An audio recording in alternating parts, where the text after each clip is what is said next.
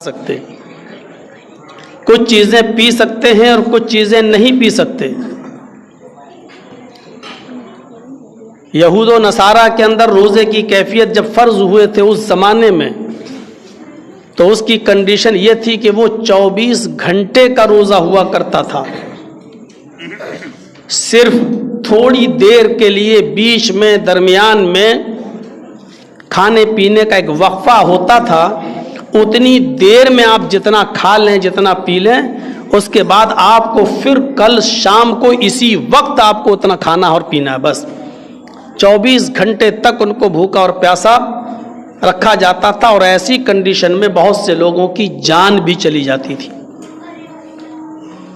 इस्लाम ने एक बीच का रास्ता निकाला है। न इतनी आपको छूट दी है कि आप खाना न खाएं, अन्न न खाएं और सब खा सकते हैं। दूध पी सकते हैं, जूस पी सकते हैं, फल फ्रूट खा सकते हैं, बस खाना न खाइए, रोटी न खाएं, चावल न खाएं, दाल न खाएं, ज़मीन में जो चीज़ अनाज की शक्ल में पैदा होती है वो चीज़ आप न खाएं, और सब कुछ खा सकते हैं। इतनी आज़ादी और इतनी सहूलत भी नहीं है इस्लाम के अंदर, और इतनी सख्ती भी नहीं है कि 24 घंटे तक आप कुछ ना खा सकें।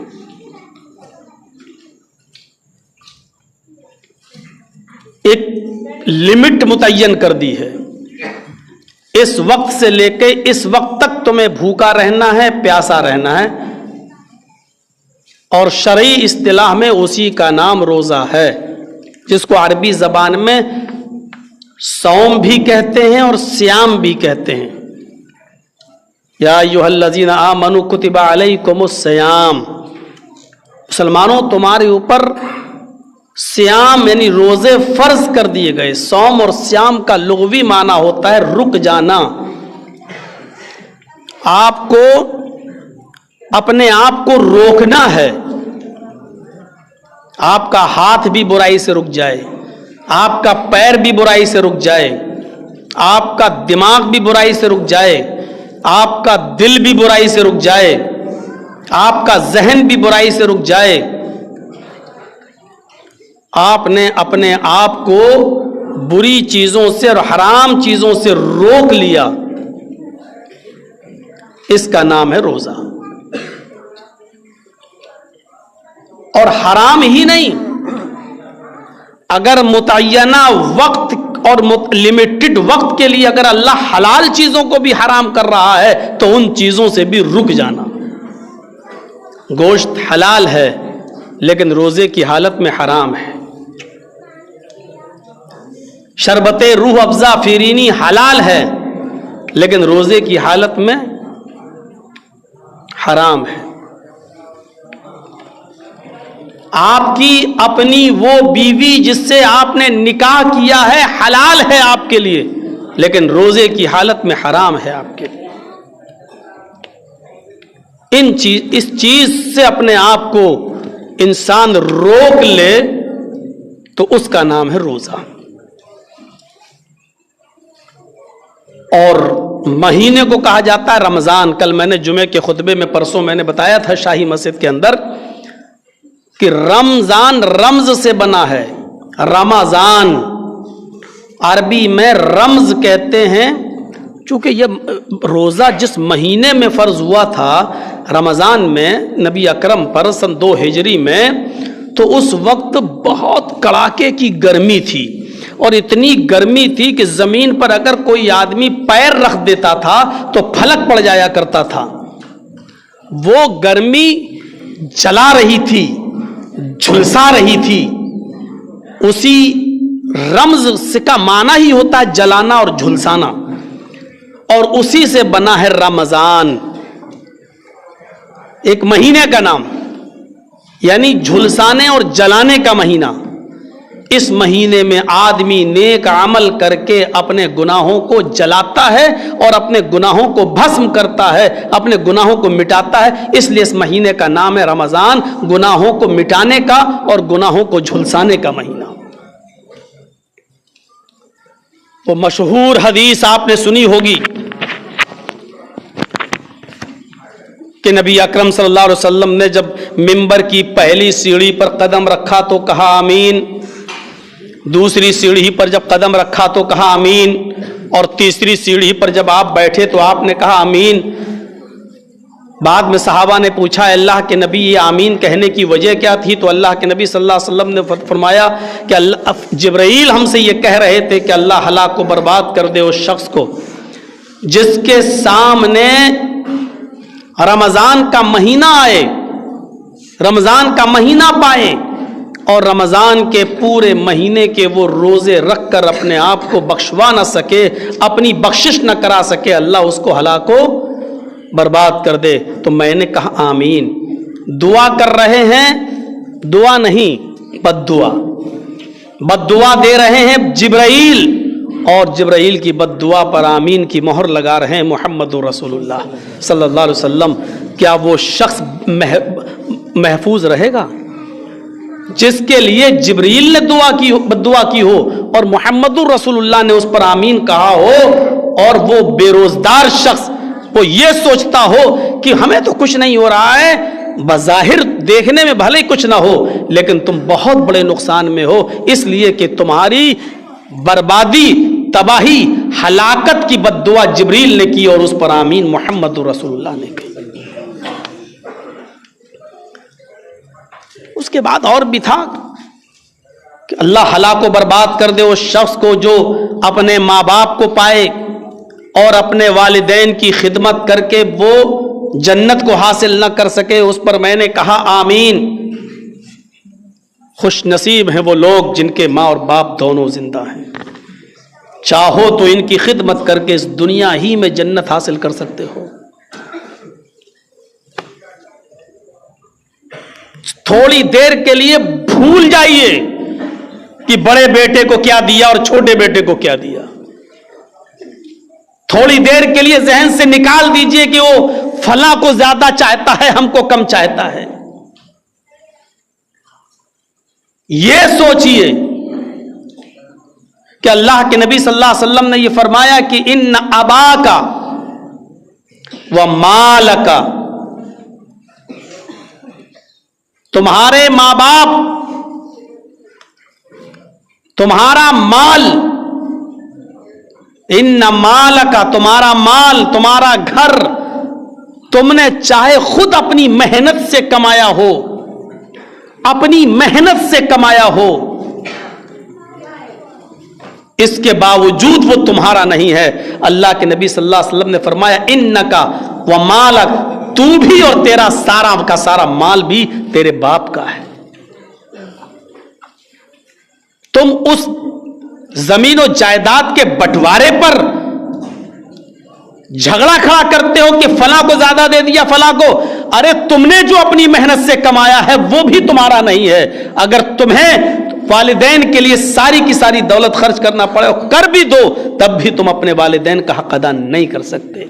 اب رہی بات کہ باپ نے اگر کسی کو زیادہ اور کسی کو کم دیا تو اس کا عذاب وہ بھگتے گا، اگر آپ اس میں کمی کرتے ہیں ان کی خدمت میں اور دیکھ ریکھ میں تو آپ اس کا عذاب بھگتیں گے، کیونکہ کسی باپ کو یہ اتھارٹی اور پاور نہیں دیا اسلام نے کہ زیادہ خدمت کرنے کی وجہ سے آپ کی وراثت اور زمین کی جائیداد میں سے اس کا حق زیادہ ہو جائے گا جو آپ کی خدمت زیادہ کر رہا ہے۔ یہ شریعت اس بات کی اجازت نہیں دیتی۔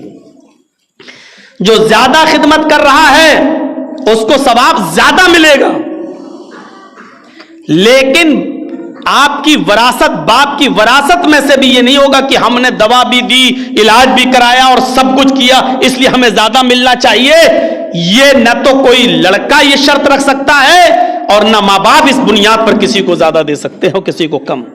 اگر کرتے ہیں تو اس کے گناہگار وہ ہیں، لیکن اس کے باوجود اگر وہ کر رہے ہیں تو آپ کو ان سے ناراض ہونے کی اجازت نہیں۔ اگر آپ ناراض ہو کر ان کی خدمت میں کمی کر دیتے ہیں تو پھر اس کے گناہگار آپ بھی ہوں گے۔ ہم ان واقعات کی طرف جانا نہیں چاہتے ہیں، شب قدر ہے، بہت لمبا خطاب نہیں ہونا چاہیے۔ ان معاملات کو سمجھنے کی کوشش کریے، سوچئے رمضان کے مہینے نے کتنی ہمدردی ہمارے اور آپ کے اندر پیدا کی ہے۔ اللہ کے رسول نے ایک ہی سینٹنس میں کہہ دیا آمین، اللہ ہلاک کو برباد کر دے اس شخص کو جس کے ماں باپ زندہ ہو اور ان کی خدمت کر کے وہ جنت حاصل نہ کر سکے۔ جبرائیل بد دعا کر رہے ہیں اور نبی کہہ رہے ہیں آمین۔ اور تیسری وہی چیز کہ اللہ ہلاک کو برباد کر دے اس شخص کو جس کے سامنے آپ کا نام محمد آئے اور وہ صلی اللہ علیہ وسلم آپ پر درود نہ پڑھے، یعنی چھوٹا سا درود کم سے کم صلی اللہ علیہ وسلم بھی نہ کہے، تو اللہ اس شخص کو بھی ہلاک کو برباد کر دے۔ اس پر میں نے کہا آمین۔ غور کریں ہم کتنا رک رہے ہیں، اپنے ہاتھ کو پیر کو کتنا روک رہے ہیں، جس کا مقصد ہی کہا لعلکم تتقون، تاکہ تمہارے اندر تقوی پیدا ہو جائے۔ ہماری زندگیوں میں کتنا تقوی پیدا ہو رہا ہے؟ تقوی اپنی ذات کے تعلق سے بھی سوچئے۔ نبی اکرم صلی اللہ علیہ وسلم حجرے میں ہیں اور اپنی کسی ایک بیوی کے گود میں سر رکھ کر لیٹے ہوئے ہیں، اور باہر ان کی لونڈی خادمہ ہے جو بکری کے بچے سے کھیل رہی ہے، اور اللہ کے نبی کہتے ہیں اس خادمہ کو، اس لونڈی کو آواز دیتے ہیں، وہ سن تو رہی ہے لیکن آ نہیں رہی۔ 3 بار آواز دی، نہیں آئی۔ اللہ کے نبی نے اپنی بیوی سے کہا ذرا جاؤ دیکھو کہاں چلی گئی وہ۔ دروازہ کھولا ان کی بیوی نے تو وہ تو باہر ہی بکری کے بچے کے ساتھ کھیل رہی تھی۔ کہا تم نے کیا اللہ کے نبی کی آواز نہیں سنی؟ کہا سنی۔ پھر تم کیوں نہیں آئی؟ اس نے سر نیچے کر لیا۔ حضرت ام سلمہ تھی غالباً، اندر آئی اور کہا اللہ کے نبی وہ تو آپ کی تینوں آواز کو سنی اور پھر بھی نہیں آئی۔ آپ نے کہا اس کو بلاؤ۔ حضرت ام سلمہ نے اس کو بلایا کہ تم کو اللہ کے رسول بلا رہے ہیں۔ وہ اندر آئی، آپ نے کہا بیٹھو، وہ بیٹھی، لونڈی تھی خادمہ۔ آپ نے کہا میں نے تمہیں پہلی آواز دی، تم نے سنا یا نہیں سنا؟ اس نے کہا جی سنا۔ میں نے تمہیں دوسری آواز دی، تم نے اس کو بھی سنا یا نہیں سنا؟ کہا میں نے دوسری آواز بھی سنی۔ کہا میں نے تیسری بار بھی تمہیں پکارا، تم نے اس کو سنا یا نہیں؟ اس نے کہا میں نے آپ کی تیسری پکار بھی سنی۔ آپ نے کہا پھر کیوں نہیں آئی؟ سر نیچے کر لیا۔ غور کیجئے، چاہوں تو یہیں سے ایک نقطہ نکال کر اور اس پر 1.5-2 گھنٹے کا خطاب کیا جا سکتا ہے۔ صرف یہیں سے آپ نے کہا جاؤ دیکھو۔ ام سلمہ نے دروازہ کھولا، باہر بکری کے بچے سے کھیل رہی۔ ام سلمہ نے کہا کیا نبی نے تمہیں آوازیں دی، تم نے سنی؟ کہاں سنی؟ پھر کیوں نہیں آئی؟ آواز سر نیچے کر لیا۔ اللہ کے نبی کے پاس آئیں حضرت ام سلمہ اور کہا اللہ کے رسول اس نے تو تینوں آوازیں سنی پھر بھی نہیں آئی۔ آپ نے کہا بلاؤ۔ چاہتے تو ام سلمہ کی بات پر بھی یقین کر کے اس کو سزا دے سکتے تھے، لیکن نہیں، آپ نے اس کو کہا آؤ بیٹھو، بٹھایا، پھر اس سے پوچھا کہ میں نے پہلی آواز دی تم نے سنا؟ کہا ہاں سنا۔ دوسری دی سنا؟ ہاں سنا۔ تیسری دی سنا؟ ہاں سنا۔ اپنی بیوی کی بات پر بھی بھروسہ نہیں کیا جب تک اس سے پوچھ نہیں لیا۔ اس کو کہتے ہیں تقوی کی معراج اور تقوی کی بنیاد، یعنی ایک طرفہ کسی کی بات سن کر کوئی آدمی فیصلہ نہیں سنا سکتا ہے۔ یہ شریعت نے آپ کو حق نہیں دیا ہے۔ ان کے ہاں بیٹھ کے ان کی سن لی، ارے صاحب بہت غلط آدمی، ایسا تو نہیں کرنا چاہیے۔ آپ نے فوراً ایک آدمی کی بات سن کر کیسے کہہ دیا کہ وہ غلط آدمی؟ کیسے؟ کس بنیاد پر؟ آپ کو کہنا چاہیے تھا ٹھیک ہے آپ نے کہہ دیا، آپ نے اپنی بات بتا دی، ٹھیک ہے ہم دوسرے سے بھی سن لیں اور اس کی بھی بات کو، گفتگو کو سننے کے بعد پھر ہم کوئی فیصلہ کریں گے۔ اللہ کے نبی صلی اللہ علیہ وسلم کے پاس ایک عورت آئی، کہا اللہ کے نبی صلی اللہ علیہ وسلم آپ گواہ رہنا، میں اس بچے کو یہ چیز دے رہی ہوں۔ اس نے کوئی چیز لی اور اپنے بچے کو دی۔ آپ نے کہا کیا تمہارا کوئی اور بھی بچہ ہے؟ اس نے کہا ہاں میرا ایک بیٹا اور بھی ہے۔ آپ نے کہا کیا یہی چیز آپ اس بچے کو بھی دے رہی ہو؟ کہا کہ نہیں اس کو تو نہیں دیا. فرمایا محمد صلی اللہ علیہ وسلم جہنم کے انگاروں پر کسی سے سودا نہیں کرتا ہے اور کسی بات پر گواہ نہیں بنتا ہے. میں اس معاملے میں کوئی گواہ نہیں بن سکتا ہوں تمہارا. اس کو کہتے ہیں تقویٰ. چلے جاؤ یہاں سے, نہیں تو پھر چپ خاموش بیٹھو, ایک دم نہیں. ہم اپنی سماجی زندگی میں دیکھیں یہ تقویٰ ہمارے اندر کتنا پیدا ہوا. اور جب کہا کہ تینوں اب باتیں سنی, کہا ہاں, پھر کیوں نہیں آئی, تو سر نیچے کر لیا. تو مسواک کرتے تھے اللہ کے رسول ہر وقت نماز سے پہلے وضو سے, یہ مسواک کان میں لگی رہتی تھی. بخاری شریف کا منظر دیکھیے, یہ مسواک یہاں سے اٹھائی کان سے اور بڑھے آگے اور ایسے لے کر اس کی طرف بڑھے اور ایسے کیا, یعنی مارنے والے تھے. مسواک سے کتنی چوٹ لگے گی. آپ لوگ بھی نیم کی پیلو کی مسواک کرتے ہیں, اتنی بڑی مسواک کو ایک بالشت کے برابر, آپ بتائیے اس سے اٹھا کر ایسے مار دو گے تو کتنی چوٹ لگے گی. آپ نے وہ مسواک اٹھائی اور اس کو جیسے ہی مارنے والے ہوئے اس کے کاندھے تک وہ مسواک گئی اور آپ نے روک لی, مارا نہیں. کہا جاؤ جاؤ, آئندہ خیال رکھنا, اور آواز سنتے ہی فوراً آنا. حضرت ام سلمہ کہنے لگیں اے اللہ کے نبی صلی اللہ علیہ وسلم, آپ کو ایک دو مسواک اس کو رسید کر دینا چاہیے تھا. ایسے اگر آپ چھوڑتے رہیں گے تو سر پہ چڑھ جائے گی, آگے بھی جب آپ آوازیں دیں گے تو آواز سننے کے بعد بھی وہ نہیں آئے گی.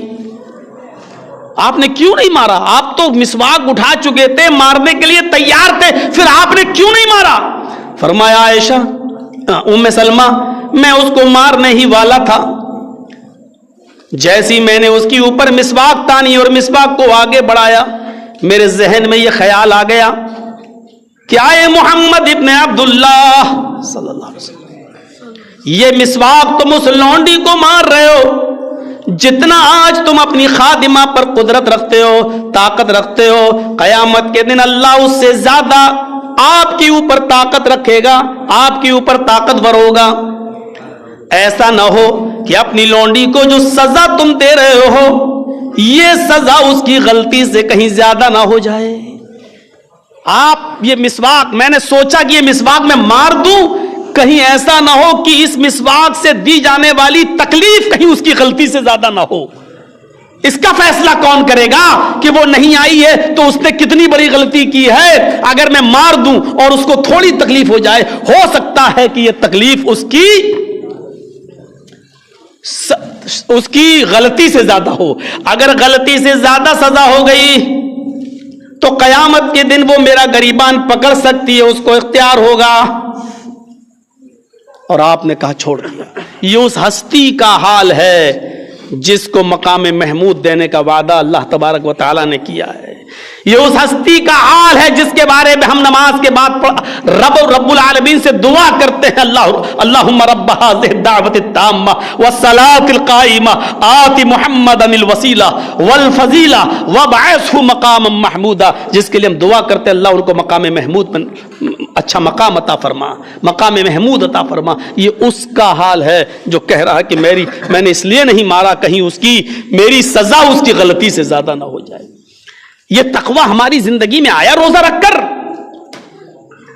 یا ابھی وہی حال ہے کہ صبح سحری کی صادق سے پہلے اور شام تک اپنے آپ کو کھانے اور پینے سے روکا, اور افطاری کے فوراً بعد ہم نے تمباکو کی پڑیا جیب سے نکالی اور پھانک لی اور کھانا شروع کر دیا, بیڑی سگریٹ نکالی اور مسجد کے دروازے کے باہر پینا شروع کر دیا.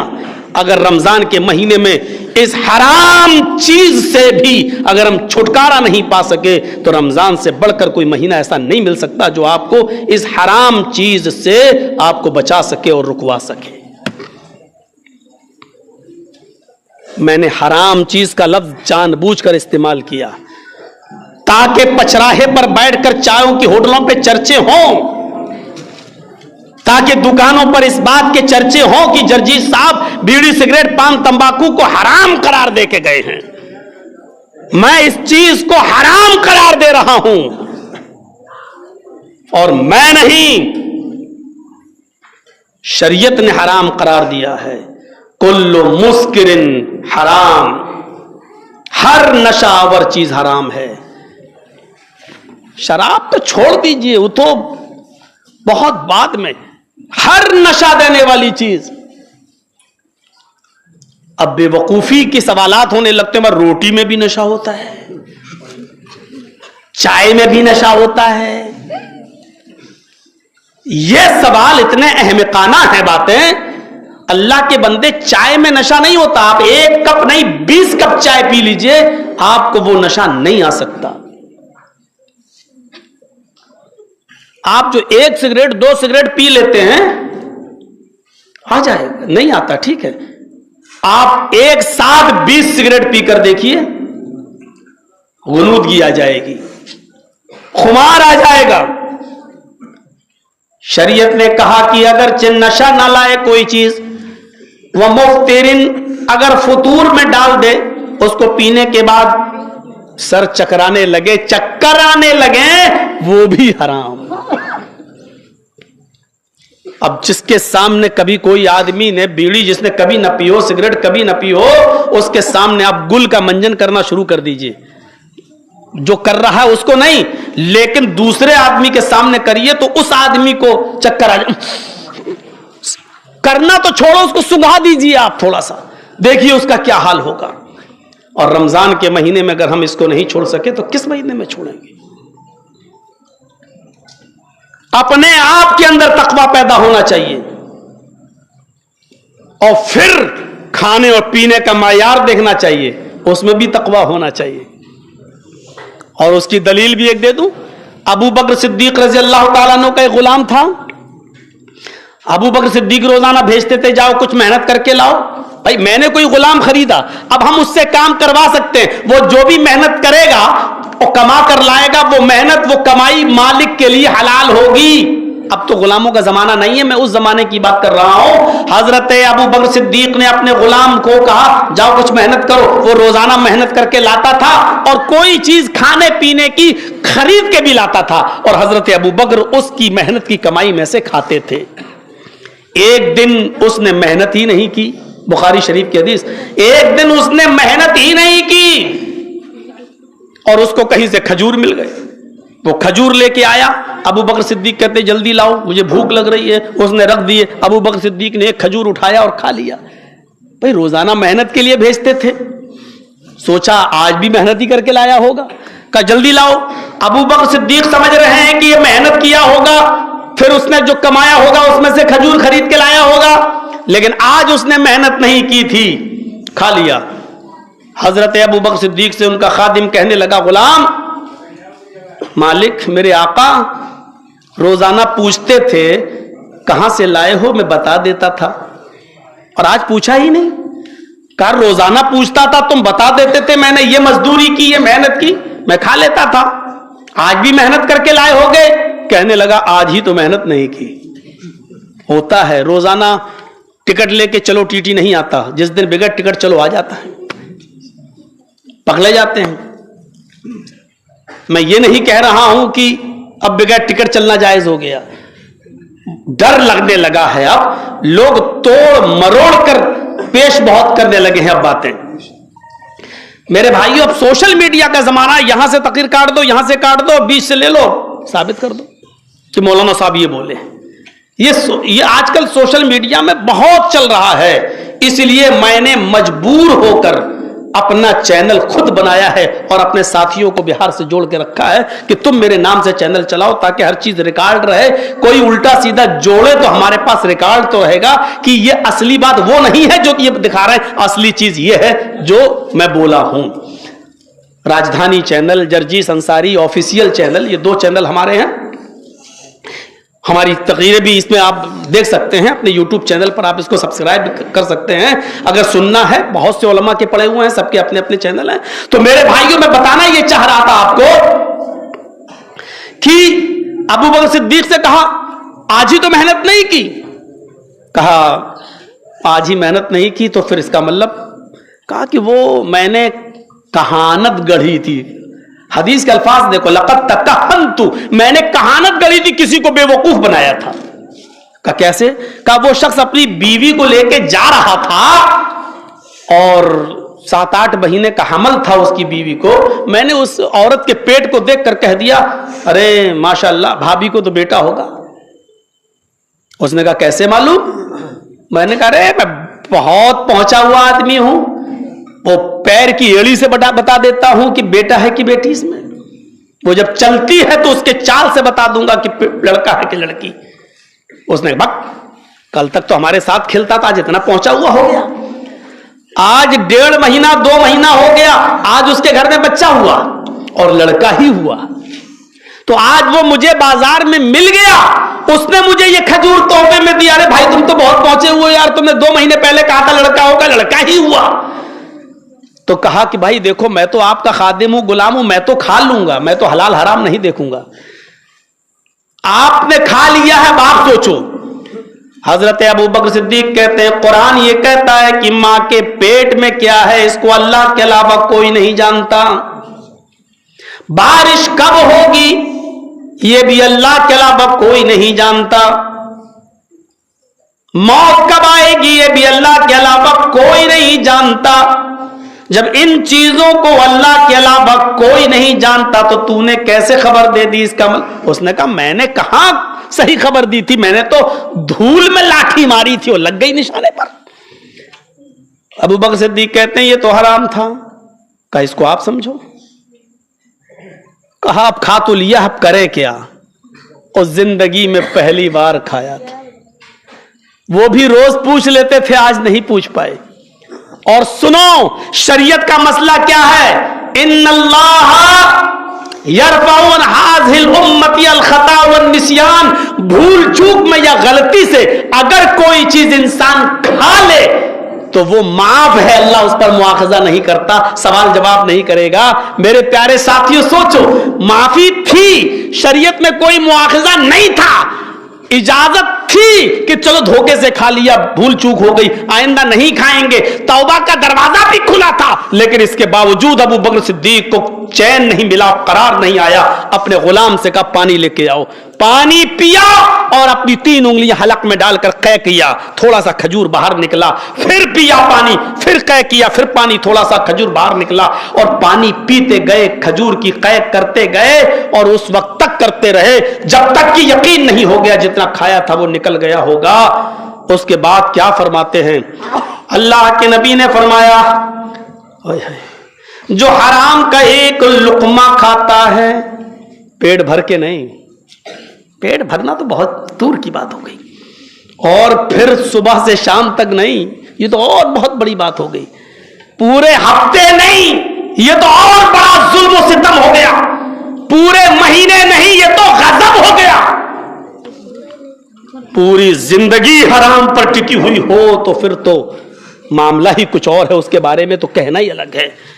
ہم جو بات بتا رہے ہیں وہ حرام کے ایک لقمے کے بارے میں بتلا رہے ہیں, پیٹ بھر کے کھانے کے تعلق سے نہیں بتا رہے ہیں. دن بھر حرام کا کھایا اس کے تعلق سے نہیں, پورے ہفتے پورے مہینے کھایا اس کے تعلق سے نہیں, اور پوری زندگی جس کا بزنس ہی حرام کا ہو اس کے تعلق سے نہیں. اس کا فیصلہ اللہ کرے گا, اس کے معاملے کو اللہ بہتر سمجھے گا. ہم صرف اس کے بارے میں بتلا رہے ہیں جس نے حرام کا ایک لقمہ کھایا. اللہ کے نبی فرماتے ہیں جو حرام کا ایک لقمہ کھاتا ہے اللہ اس کے دل پر سیاہ کالا ایک نقطہ بٹھا دیتا ہے. بخاری کی روایت. اس کے دل پر کالے رنگ کا ایک پوائنٹ, ایک نقطہ کالا, ایک نشان بنا دیتا ہے. اگر وہ توبہ کر لے کہ اللہ مجھ سے غلطی ہو گئی, آئندہ یہ حرام لقمہ میں نہیں کھاؤں گا, تو اللہ اس کالے نقطے کو مٹا دیتا ہے, اس سیاہ نقطے کو ختم کر دیتا ہے. اور اگر اس نے توبہ نہیں کی تو وہ نقطہ پھیلتا رہتا ہے, دھیرے دھیرے بڑا ہو جاتا ہے, اور پھر ایک دن ایسا آتا ہے کہ وہ نقطہ پورے دل کو کالا کر دیتا ہے. اور جب انسان کا پورا دل کالا ہو جاتا ہے تو پھر اس کے اندر سے اللہ یہ سوچنے اور سمجھنے کی طاقت نکال دیتا ہے, سوچنے اور سمجھنے کی صلاحیت کو مفلوج کر دیتا ہے، اس کی عقل کو فالج مار جاتی ہے، وہ سوچنے اور سمجھنے سے محروم ہو جاتا ہے۔ اب اس کی نظر میں کوئی پرواہ نہیں ہوتی ہے مال کہاں سے آ رہا ہے، کیسا ہے، یہ سوچتا بھی نہیں ہے، بلکہ یہ کہتا آنے دو آنے دو۔ میرے پیارے ساتھیوں، اب کوئی آدمی سوال کرے کہ مولانا صاحب مال حرام ہم نے کمایا ہے، اگر ہم اس کی زکات نکالیں گے تو جائز ہے یا نہیں؟ مولانا صاحب اس مال حرام سے اگر ہم روزہ افطار کرائیں گے تو جائز ہے یا نہیں؟ مولانا صاحب اس مال حرام سے ہم عمرہ کرنے جائیں تو جائز ہے یا ناجائز؟ مولانا صاحب اس مال حرام سے ہم حج کرنے جائیں تو جائز ہے ناجائز؟ ایسا سوال کرنے والا اتنا بڑا بے وقوف و پاگل ہے، گویا کہ وہ مولوی جرجیس سے یہ پوچھ رہا ہے کہ مولانا صاحب میں اپنے کرتے کو اپنی شرٹ کو پیشاب سے دھوؤں تو پاک ہو جائے گا یا نہیں ہوگا؟ میرے بھائیوں، جس طرح یہ سوال کرنے والا پاگل ہے، اسی طریقے سے یہ سوال کرنے والا بھی پاگل ہے کہ مال حرام سے افطاری کی پارٹی دی جا سکتی ہے یا نہیں، مال حرام سے سحری کرائی جا سکتی ہے یا نہیں، مال حرام کو مسجد کے چندے میں دیا جا سکتا ہے یا نہیں، مال حرام سے عمرہ کیا جا سکتا ہے یا نہیں، مال حرام سے حج کیا جا سکتا ہے یا نہیں۔ اتنا ہی بڑا وہ بھی پاگل ہے جتنا بڑا یہ کہ وہ کوئی آدمی پیشاب لے کر بیٹھ جائے اور اس سے اپنے کرتے کو دھو دے اور سوکھنے کے بعد اسی کرتے کو پہن کر آ کر نماز پڑھے، جیسے یہ آدمی یہ سمجھے ارے پانی ہی تو ہے، ہوا کیا ہے، پیشاب جب لیبوریٹری میں جا سکتا ہے، اس کی جانچ ہو سکتی ہے، تو پیشاب سے کرتا دھونے میں حرج کیا ہے؟ جتنا بڑا یہ پاگل ہے اتنا بڑا وہ بھی پاگل ہے، کیونکہ اب اس کے اندر سے سوچنے اور سمجھنے کی صلاحیت ختم ہو گئی ہے، عقل فالج مار گئی ہے۔ اور کیوں ماری ہے؟ کیونکہ اللہ نے اس کے دل کو کالا کر دیا ہے، اب وہ سوچنے کے بعد بھی سمجھنے کی عقل کام نہیں کرے گی۔ اب اس کی بات سخت ہے لیکن حقیقت یہی ہے، بات کڑوی ہے لیکن سچی بات یہی ہے کہ یہی شریعت ہے، بات بہت تکلیف دینے والی ہے لیکن کرے کیا یہی اسلام ہے۔ یہ میرے اوپر بھی پڑ سکتی ہے اور آپ کے اوپر بھی پڑ سکتی ہے۔ تو میرے پیارے ساتھیوں، یہ دیکھیے اللہ کے رسول کی طرح وہ تقوی، جیسے اس لڑکی کو نہیں مارا، اس لونڈی کو، کہ کہیں میری دی ہوئی سزا اس کی غلطی سے زیادہ نہ ہو جائے، یہ ذاتیات پر آ گیا۔ پھر مال حرام کے تعلق سے دیکھو کھانے پینے میں ہم کیا کھلا رہے ہیں، اور میں نے بہت پہلے کہا تھا کسی تقریر میں، شاید آپ نے کسی چینل پر میرے سنا ہو، جو مال حرام ہم کھائیں گے اور وہی اپنی بیوی اور بچوں کو کھلائیں گے، تو آپ یہ توقع رکھیں کہ ان بچوں سے ابوالکلام آزاد جیسی شخصیتیں پیدا ہوں گی، ابن تیمیہ اور ابن قیم جیسے بچے پیدا ہوں گے ہمارے گھر میں؟ نہیں، ایسے مال کھانے کے بعد اور اپنی بیوی بچوں کو کھلانے کے بعد جو اولادیں پیدا ہوں گی وہ ٹک ٹاک پر ویڈیو بنانے والی اور ڈانس کرنے والی اور ناچ کرنے والی اولادیں پیدا ہوں گی۔ معاف کیجئے گا، یہ بھی ایک کڑوی سچائی ہے لیکن برداشت کرنا پڑے گا۔ بہت سوچتے، رمضان کا مہینہ ایسے ہی نہیں آتا، یہ قسمت والوں کو ملتا ہے۔ صحابہ کرام کمر کس لیا کرتے تھے، اللہ کے نبی ایک مہینہ پہلے سے کہنے لگتے تھے تمہارے اوپر بہت جلدی ایک عظیم مہینہ سایہ فگن ہونے والا ہے، اور جب یہ مہینہ آ جاتا تھا تو اللہ کے نبی کہتے تھے قد اظلکم شہر مبارک، لوگوں تمہارے اوپر ایک بہت مبارک مہینے نے سایہ ڈال دیا۔ کل عمل ابن آدم لہو الا الصیام، ہر آدم انسان کا عمل اسی کے لیے ہے سوائے روزے کے۔ اللہ کے نبی کہہ رہے ہیں کہ اللہ فرما رہا ہے، سوچو تو صحیح، اللہ کے نبی یہ کہیں اللہ فرما رہا، تو جانتے ہو یہ حدیث کیا ہوتی ہے؟ اب یہ حدیث معمولی حدیث نہیں، ابو ہریرہ کہیں کہ اللہ کے نبی نے فرمایا، حدیث ہے، حضرت عمر کہیں اللہ کے نبی نے فرمایا، حدیث ہے، حضرت عائشہ کہیں کہ اللہ کے رسول سے میں نے سنا، یہ حدیث ہے۔ لیکن اللہ کے رسول یہ کہیں کہ اللہ نے فرمایا تو یہ حدیث قدسی ہے اور اس کی اہمیت بہت بڑھ جاتی ہے۔ اور رمضان کے تعلق سے اللہ کے نبی نے کیا کہا کہ اللہ نے فرمایا، یعنی یہ بات اللہ نے مجھے جبرائیل کے ذریعے بتائی ہے جو میں تمہیں بتلا رہا ہوں۔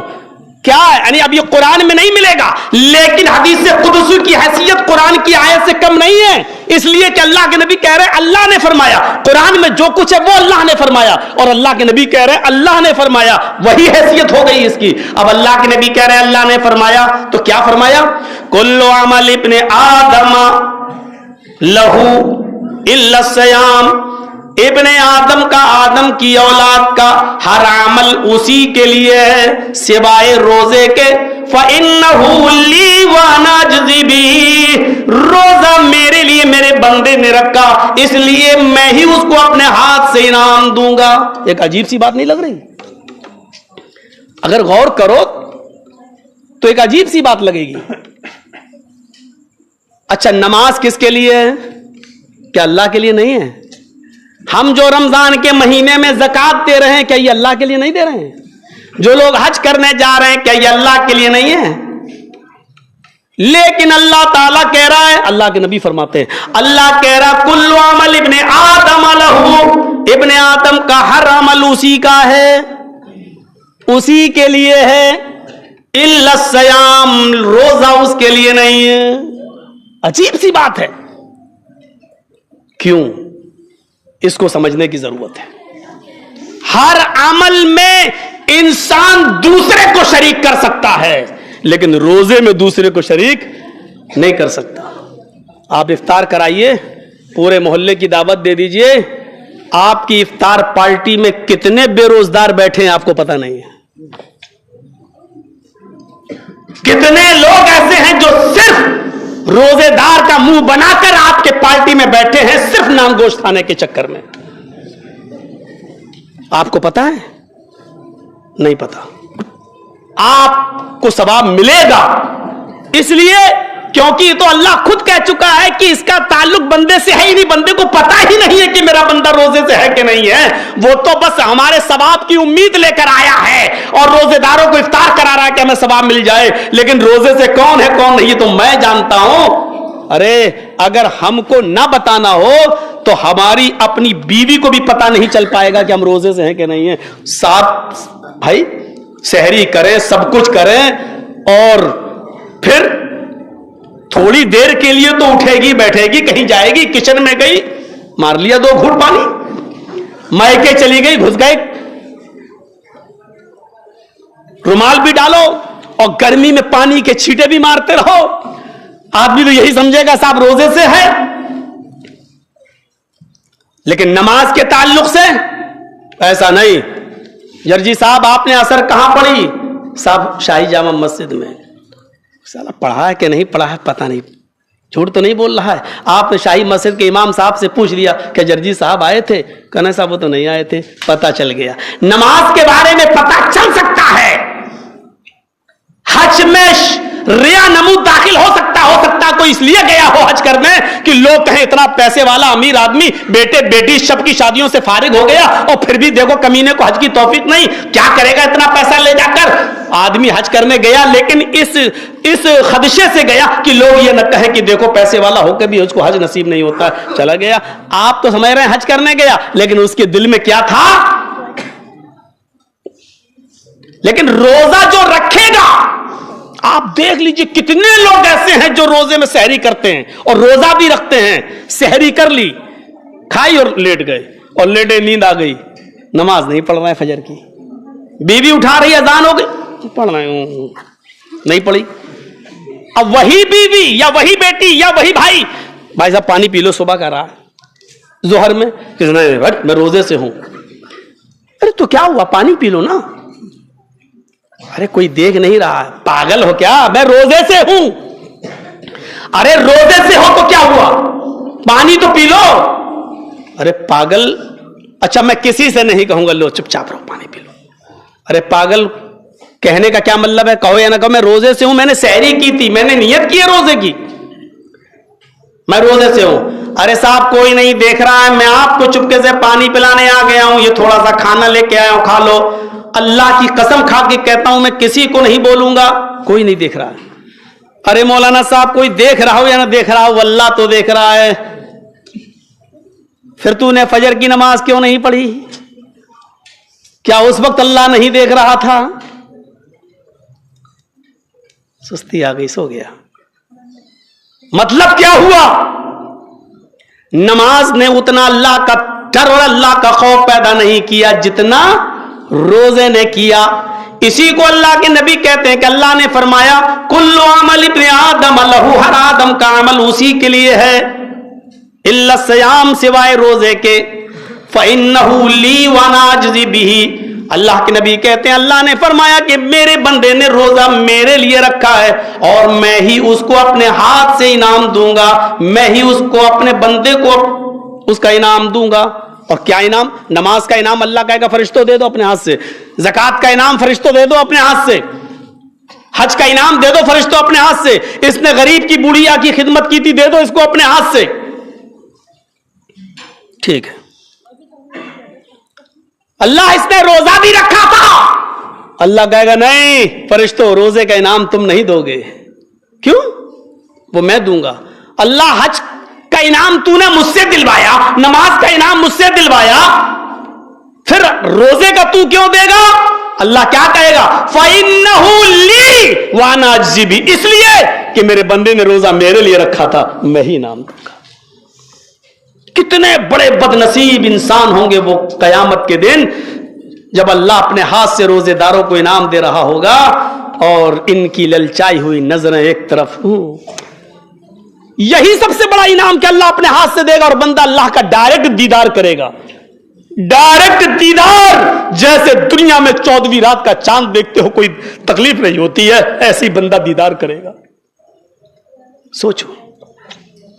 پھر روزے کی ایک اور فضیلت بتائی ہے، الصیام والصیام جنۃ، روزہ ڈھال ہے۔ جب جنگیں لڑی جاتی تھی تو اپنی جان بچانے کے لیے لوگ کیا کرتے تھے؟ ایک ہاتھ میں تلوار دوسرے ہاتھ میں ڈھال، ایسے چلاتے تھے، تلوار مارتے تھے، اور جب دشمن کی تلوار آتی تھی تو اس سے لوہے کی ڈھال سے ایسے، یعنی تلوار سے بچاؤ کے لیے۔ تو اللہ کے نبی نے کیا کہا؟ والصیام جنۃ، جیسے میدان جنگ میں تم لڑتے ہو تلوار چلاتے ہوئے دوسرے کے وار سے بچنے کے لیے ڈھال یوز کرتے ہو، اسی طریقے سے رمضان کا روزہ ڈھال ہے گناہوں سے، یعنی گناہ آئیں گے ادھر سے ادھر سے چاروں طرف سے، یہ روزہ ان گناہوں کی ڈھال بن جائے گا۔ یعنی روزہ آپ رکھیں گے تو یہ وجہ ہے، اور سب سے بڑی وجہ بتائیے، یا معاشر الشباب من استطاع منکم الباء، اے نوجوانوں اگر شادی کی طاقت ہو تو شادی کر لو، اپنی بیوی کو کھلا پلا سکتے ہو تو شادی کرو، اپنی بیوی کی بیماری میں اس کا علاج کرا سکتے ہو تو شادی کرو، اور اپنی بیوی کا پرسنل حق ادا کر سکتے ہو تو نکاح کر لو۔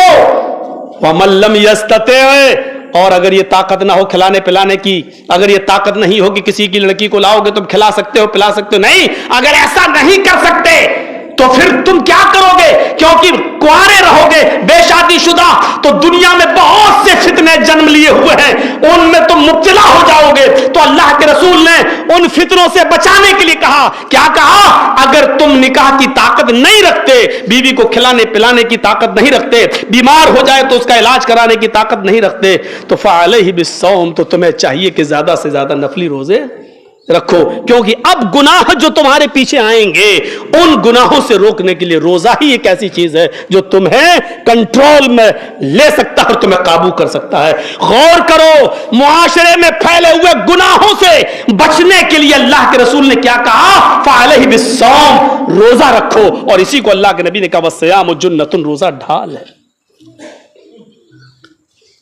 والذی نفس محمد بیدہ، قسم کھائی، اور میرے نبی قسم نہ بھی کھاتے تو یقین کے لیے کافی تھا۔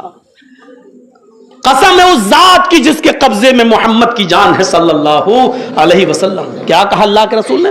والذی نفس محمد بیدہ، قسم ہے اس ذات کی جس کے قبضے میں محمد کی جان ہے، وَلَخَلُوفُ فَمِ الصَّائِمِ عِندَ اللَّهِ أَطْيَبُ مِن رِّيحِ الْمِسْكِ، خالی پیٹ رہنے کی وجہ سے روزے دار کا خالی پیٹ جب رہتا ہے تو شام کے وقت زیادہ دیر جب معدہ خالی رہے گا، کھانا پینا نہیں جائے گا، تو اس کے معدے سے ایک گیس بنتی ہے، ایک بو نکلتی ہے، اور جب وہ منہ کے راستے سے جب وہ گیس نکلتی ہے تو وہ بہت بدبودار ہوتی ہے۔ اس روزے دار کی معدے سے نکلنے والی وہ بو جو بھوک اور پیاس کی وجہ سے اس کے معدے سے نکل رہی ہے، اللہ کے نبی نے کیا کہا؟ قسم اس ذات کی جس کے قبضے میں محمد کی جان نے، اللہ کی قسم کھا کے کیا کہا؟ اللہ کی نظر میں وہ بو، وہ مہک کیسی ہے؟ وَلَخَلُوفُ فَمِ الصَّائِمِ، روزے دار کے منہ سے نکلنے والی وہ بدبو عند اللہ من ریح المسک، اللہ کی نظر میں مشک کی خوشبو سے زیادہ पसंदीदा है, अल्लाह को मुश्क से ज्यादा महबूब है, मुश्क से ज्यादा पसंदीदा है। गौर करो, जिस रोजेदार के मुंह से निकलने वाले बदबू के वाले इंसान को हम अपने मुंह के करीब भी नहीं ला सकते हैं, अल्लाह कह रहा है उसके मुंह से निकलने वाली बू हमको मुश्क से भी ज्यादा महबूब है और पसंदीदा है। कोई मामूली हदीस नहीं है, हदीस कुदुसी है, हदीस कुदुसी है। हम यहां नजर डालें। और फिर एक और फजीलत बताई रोजेदार की, क्या कहा? कयामत के दिन सब जमा होंगे मैदान महशर में, फरिश्ते सिर्फ आवाज देंगे, आइनल मुसल्लू, नहीं पूछेंगे नमाजी कहां हैं, आइनल मुसल्ली नहीं, आइनल ज़कात नहीं, ज़कात देने वाले, आइनल मुतसद्दिकीन, सदका देने वाले कहां, नहीं। मैदान महशर में तमाम मुसलमान होंगे, जमा होंगे, फरिश्ते पुकारेंगे आइना साइमून, रोजेदार कहां हैं, अलग हो जाओ। उन तमाम लोगों से रोजेदार छांट दिए जाएंगे और रोजेदार छटकर जब एक तरफ कर दिए जाएंगे तो फिर आवाज आएगी, आए रोजेदारों, तुम्हारे लिए जन्नत के 8 दरवाजों में से खास दरवाजा है, जिस दरवाजे का नाम रैयान है, उस रैयान दरवाजे पर लिखा हुआ बाबुर रैयान, बाबुर रैयान।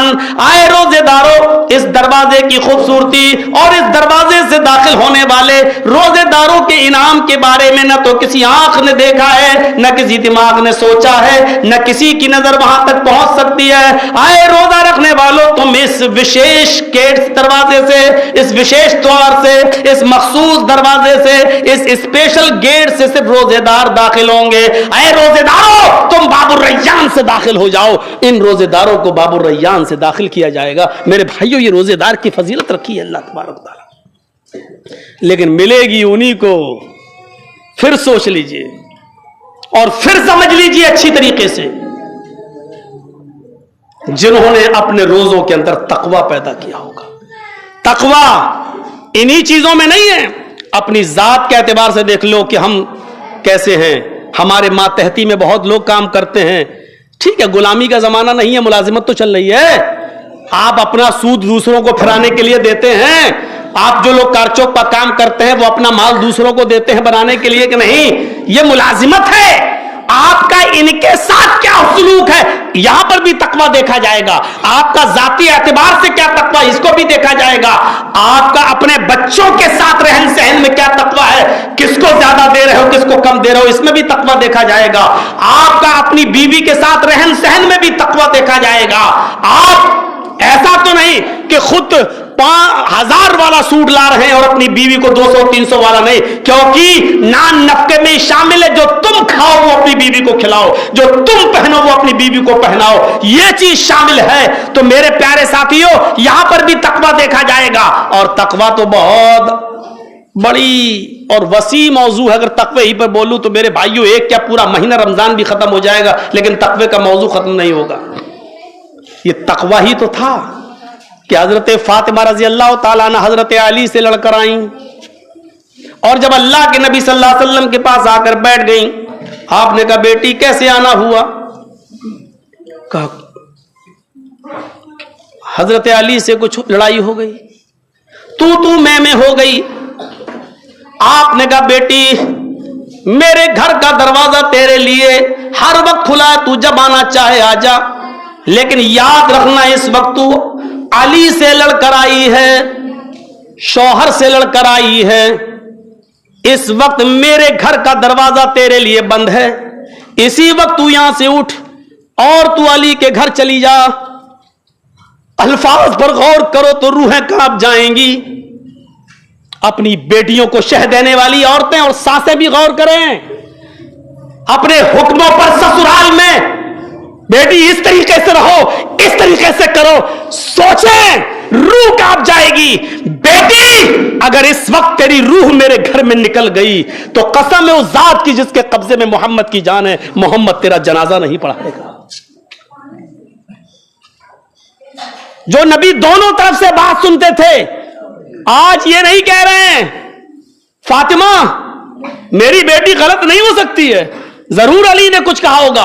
नहीं सुनना ये सब, उठो पहले तुम अली के पास जाओ, मैं आऊंगा, दोनों की गुफ्तगू सुनूंगा, वो बात की बात है। पहले उठो, कैसे आई हो اور ظاہر ہے جب غصے میں لڑکی آئی ہو تو شوہر نے کہا نہیں ہوگا کہ تم گھر جاؤ، اس کا مطلب تم شوہر کی اجازت کے بغیر آئی ہو۔ سن لو، ہمارے رہن سہن میں جو چلتا ہے چلے، ہمیں اس سے فرق نہیں پڑتا ہے، لیکن شریعت یہ کہتی ہے کہ آپ نے اپنی بیٹی کا نکاح جب کہیں کر دیا ہے تو آپ کی بیٹی اپنے سسرال سے اپنی شوہر کی اجازت کے بغیر اپنے مائکے تک نہیں آ سکتی۔ چاچی اور نانی اور دادی کے گھر جانا تو بہت دور کی بات ہے، وہ اپنے ماں کے گھر تک نہیں آ سکتی ہے۔ شریعت یہی ہے، اور اتنا بڑا ظالم شوہر بھی کوئی نہیں ہوگا کہ جو اپنی بیوی کو اپنے مائکے تک جانے سے روکے، ایسا بھی ظالم کوئی نہیں ہوگا، اور اگر ہے تو اس کے ظلم کی سزا اس کو ملے گی، لیکن عورت کو اور بیوی کو چاہیے کہ وہ اپنے شوہر کی فرما برداری کرے۔ ہم نہیں جانا چاہتے ان واقعات کی طرف کہ ایک صحابیہ کے باپ تک کا انتقال ہو گیا اور شوہر نہیں تھے گھر میں، اور یہ کہا تھا کہ ہم جلدی ہی لوٹیں گے، اور بیگم محترمہ جب تک ہم لوٹ کے نہیں آئے تم کہیں نہیں جاؤ۔ یہ مطلب یہ نہیں تھا، کہہ ہی دیتا ہے آدمی، اس کا یہ مطلب نہیں کہ ڈیفیکلٹ اور پریشانی والا ماحول ہو جائے تب بھی تم نہیں جاؤ۔ اس زمانے میں موبائل کا، فون کا زمانہ نہیں تھا، ٹیلی فون کا زمانہ نہیں، یہاں گھر میں باپ کا بیماری بڑھتی گئی، لیکن صحابہ یہی مشورہ دیتے گئے کہ جب شوہر نے نہیں ہے اور اس کی اجازت نہیں تم نہیں جاؤ۔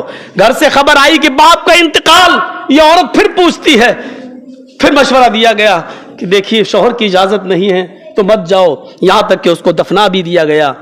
اور جب 2-4 دن کے بعد جب شوہر آیا تب پتا چلا کہ میرے سسر کا انتقال ہو گیا۔ بیوی سے پوچھا تم کیوں نہیں گئی؟ کہا آپ جو کہہ گئے تھے جب تک میں نہیں آ جاؤں تم کہیں نہیں جاؤ گی۔ ارے پاگل ہو کیا؟ اس کا یہ مطلب تھا کہ بیماری میں بھی نہیں جاتی تم، کیوں نہیں گئی؟ جب یہ معاملہ اللہ کے نبی کے پاس آیا تو اللہ کے رسول نے جانتے ہو کیا کہا؟ تمہاری بیوی کے اس فرما برداری کی وجہ سے اللہ نے اس تمہارے سسر کو یعنی بیوی کے باپ کو جنت میں داخل کر دیا۔ شریعت یہی کہتی ہے، معاف کرنا میرے بھائیوں۔ ہم دیکھیں تقوی کا ماحول کیسا ہمارے سماج میں، سوچیں کہ رمضان کے مہینے میں کیسے، تصور کرو اس زمانے کے لوگ ایسے ہوتے تھے کہ ایک ہارون رشید خلیفہ اور اس کا رشتہ آ رہا ہے شہزادے کا، لیکن مسجد میں پڑھانے والا ایک مدرس، ایک مولوی، وہ کہتا کہ نہیں میں اپنی بیٹی کا نکاح نہیں کر سکتا، شہزادے ہارون رشید کے یہاں نہیں کر سکتا، میں اس کے بیٹے کو نہیں دے سکتا۔ کیوں؟ کہا شہزادے کے یہاں اگر ہم نکاح کر کے بھیج دیں گے اپنی بیٹی کو تو وہاں عیش و آرام میں رہ کر اللہ کی عبادت نہیں کر سکے گی۔ نہیں کیا۔ ایک طالب علم غائب، بچوں سے پوچھا کہ مدرسے میں ہمارے بچے جو پڑھنے آتے ہیں کیا ہوا؟ آج فلاں صاحب نہیں آئے، لڑکا نہیں آیا۔ جواب دیا کہ آج اس کی بیوی کا انتقال ہو گیا۔ اس زمانے میں اتنا انتظار نہیں ہوتا تھا کہ 25 اور 30 سال اپنی بیٹی کو بٹھائے رہے۔ جیسی بیٹی بالغ ہوئی، اور بلوغت کا مطلب اچھی طریقے سے عمر سے کوئی تعلق نہیں ہے بلوغت کا، اور بہت ہی شارٹ میں تھوڑا سا بتا دوں کہ جب لڑکے کو رات میں سوتے وقت جب وہ جنبی ہونے لگے اور ناپاک ہونے لگے تو وہ بالغ مانا جائے گا، اور جب لڑکی کو پیریڈ شروع ہو جائے منتھلی تو وہ بالغ مانی جائے گی۔ بس اس سے زیادہ اس ماحول میں کچھ بولا بھی نہیں جا سکتا ہے، اور اس سے زیادہ میرے بھائیوں مہذب والے کوئی جملے بھی نہیں تھے۔ یہ سب سے زیادہ تہذیب سے بھرے ہوئے جملے تھے جو میں نے آپ کے سامنے استعمال کیا۔ یہی بلوغت سے، یہی شروعات، بس بالغ ہوا لڑکا شادی کر دی، لڑکی بالغ شادی۔ آج کیوں نہیں آیا وہ؟ کہا اس کی بیوی کا انتقال ہوا۔ 3 دن تک اس نے غم منایا اپنی بیوی کا، اور چوتھے دن وہ بچہ جب پڑھنے آیا تو جب پڑھایا اس مدرس نے، عالم نے، اور پڑھانے کے بعد جب چھٹی ہوئی تو اس بچے سے کہا کہ تم تھوڑا سا رک جاؤ۔ سارے بچے چھٹی چلے گئے گھر، اس بچے کو بلایا اور اپنے گھر لے گئے، جو بھی اس دور میں چلتا تھا کھجور پانی وغیرہ اس کو پلایا، اور اپنی بیٹی دکھا دی کہ یہ میری بیٹی ہے، تم نکاح کرو گے؟ اس نے کہا کہ میرے پاس کچھ نہیں ہے، اور ابھی ابھی میں اپنی بیوی کو دفن کر کے آیا ہوں۔ کہا کوئی بات نہیں، 3 دن ہو گئے ہیں، اس کے بعد تم نکاح کر سکتے ہو۔ कहा ठीक है, जाओ महर का इंतजाम कर लो और निकाह कर देंगे। फिर वो महर का इंतजाम बेचारा उस पर नहीं हो पाया। एक दिन वो पढ़ने आया बच्चा नहीं, उसको बालिग तो था ही, उसको कहा कि चलो आज मैं निकाह पढ़ा देता हूं तुम्हारा। उसी मुदर्रिस ने, उसी आलिम ने निकाह पढ़ा दिया और कहा कि चलो निकाह तो तुम्हारा हो गया, जब बीवी के महर का इंतजाम हो जाए तो आना घर पे मेरे, उसके हाथ में महर देना और अपनी बीवी को रुखसत करा ले जाना। शाम बीती थी, इशा की नमाज के बाद लड़की का बाप सोचता है कि निकाह के बाद मैं कैसे अपनी बेटी को एक रात भी अपने घर में रखूं, मेरा क्या हक है इसको इसके शौहर से दूर रखूं।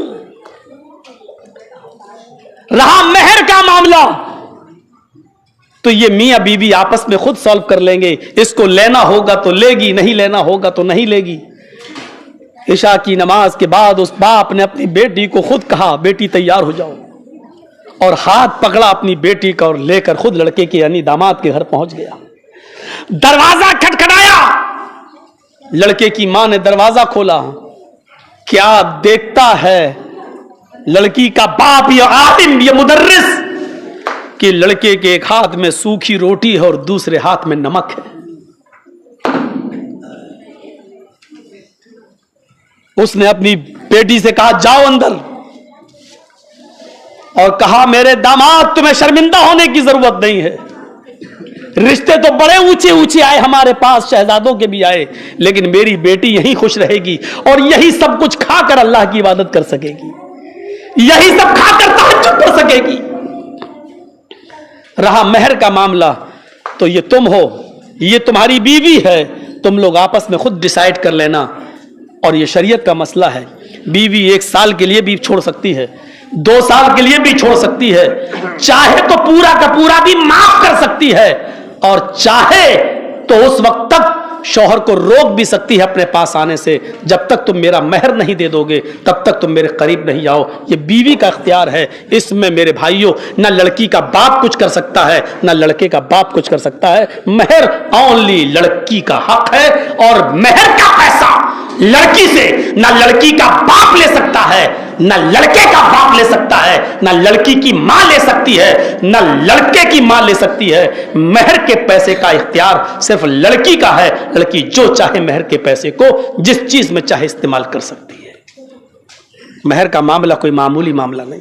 हम अपने जमीरों पर गौर करें और डालें, कैसे लोग रोक लेते हैं और कैसे हमारी लड़कियां घरों में रुक जाती हैं, और फिर खेल चलता है दोनों तरफ से घिनौने और गंदे, और बीच में पड़े हुए बहरूपिये और बीच में पड़े हुए शतरंज की चाल चलने वाले ये शैतान जो घरों में बिगाड़ पैदा कराना चाहते हैं और लड़के और लड़की को एक दूसरे से जुदा कराना चाहते हैं। मेरे भाइयों, शैतान को सबसे ज्यादा खुशी अगर कभी होती है तो नमाज छुड़वाने पर नहीं होती है, रोजा छुड़वाने पर नहीं होती है। एक हाजी साहब हज करने जा रहे थे, उनके राह में रुकावट बन गया, नहीं करने दिया, इस पे नहीं होती है। शैतान खुशी से नाचता है जब वो ये सुनता है कि फला लड़के ने फला लड़की को तलाक दे दी है और इन दोनों में जुदाई पैदा हो गई है। शैतान का अर्श पानी पर होता है और वहीं पर वो डांस करता है और नाचता है। शैतान को सबसे ज्यादा खुशी होती है इस बात पर कि लड़के और लड़की को एक दूसरे से जुदा करा दिया गया। मेरे भाइयों, रमजान के महीने में सुधर जाओ और ये तकवा अपने अंदर पैदा करो। मेरे भाइयों, बेटी जाना चाहती है, मां नहीं जाने देती है। शौहर बुलाना चाहता है लड़का, लेकिन लड़के का बाप मना करता, नहीं, थोड़ा सा तू सख्त बन के दिखा दे, थोड़ा सा ये। मेरे भाइयों, रिश्तों के मामलों में सख्ती नहीं चलती है, रिश्तों के मामले में नरमी चलती है। या मोहम्मद रसूलुल्लाह ने ये नहीं कहा बेटी तो क्या बात हो गई, नहीं सुना, सुनेंगे तो बेटी अपनी बताएगी, अली अपनी बताएंगे। फरमाया बेटी उठो, तुम्हारे लिए घर के दरवाजे हमारे खुले हैं हमेशा, लेकिन याद रखना इस वक्त तुम लड़के आई हो, इस वक्त मेरे घर में तुम्हारे लिए जगह नहीं, जाओ सीधे अली के पास जाओ, मैं लेके चलता हूं सीधे अली के घर। कहा नहीं अरे अब्बू मेरी गलती नहीं, मैं सुनना भी गवारा नहीं करता किसकी गलती है किसकी नहीं। ابھی تم اس وقت جاؤ, ابھی تم اس وقت جاؤ. میرے بھائیو, حضرت فاطمہ کو بھیجا, نہیں جا رہی تھی, تیسری بار کہا ابو سن تو لو میری. فرمایا بیٹی میری سن, اگر اس حال میں تیرا انتقال میرے گھر میں ہو گیا, قسم ہے اس ذات کی جس کے قبضے میں محمد کی جان ہے, محمد تیرا جنازہ نہیں پڑھائے گا. یہ سبق پڑھاؤ اپنی بیٹیوں کو, یہ سبق سکھاؤ اپنی اولاد کو, یہ سبق پڑھاؤ اپنی اولاد کو. یہاں شریعت سننے آئے ہو, یہاں قرآن و حدیث سننے آئے ہو, یہاں ماحول اور سماج میں کیا ہو رہا وہ سب ہم نہیں بتائیں گے. بہت کچھ رہا ہے, اس پہ کون چلے گا؟ ایک ایک چیز پہ چلوں تو میرے بھائیوں اسی میں ایک ایک گھنٹہ چاہیے. کتنی چیزوں کو ہم بیان کریں گے. اس لیے سماج اور سوسائٹی میں بہت کچھ برائیاں ہیں, لیکن برائیوں کو ختم کرنے کے لیے اٹھو میرے بھائیوں, اس طریقے کے کارنامے انجام دو. میں نے پہلے ہی کہا تھا اور وہ حدیث بھی سنایا کہ لڑکے کی ذمہ داری ہوتی ہے کھلانے اور پلانے کی, علاج کی ہوتی ہے, لیکن اس بات کا بھی خیال رکھنا چاہیے.